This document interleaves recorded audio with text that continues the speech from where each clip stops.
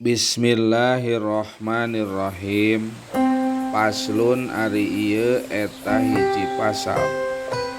Surutut tayamumi ari pirang-pirang syarat tayamum. Eta asyaratun aya 10. Ayakuna ari anu kahijina eta yen kabuktian tayamum eta biturobin ku taneuh. Wa ayakuna jeung ari anu kaduana eta yen kabuktian naon aturobu taneuna tohirotan eta anu suci.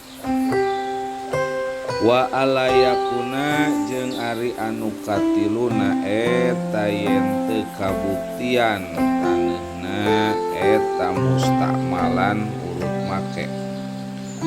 Wa alayukholito jeung ari anu kaopatna eta yen ulah nyampuran kana itu taneuh naon daki kuntipung wa nahwuhu jeung sabangsana tipung.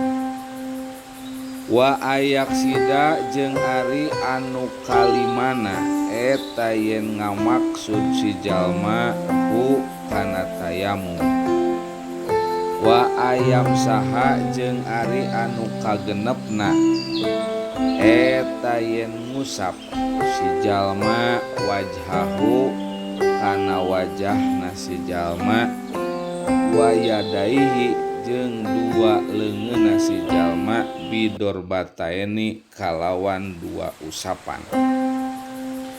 Wa ayuzila jeung ari anu katujuhna eta yen ngaleungitkeun si jalma kana jasata kana najis awalan dina mimitina. Wa ayajtahida jeung ari anu kadalapana eta yen hati-hati si jalma fil kiblati dina madep ka kiblat qoblahu memeh tayamum. Wa ayakuna jeung ari anu kasalapana eta yen kabuktian naon atayamumu tayamumna ba'da duhulil wakti eta sabada manjing waktu. Wa ayatayamama jeung ari anu kasapuluhna eta yen tayamum si jalma likuli fardin pikeun setiap fardu. Wallahu a'lam bishawab.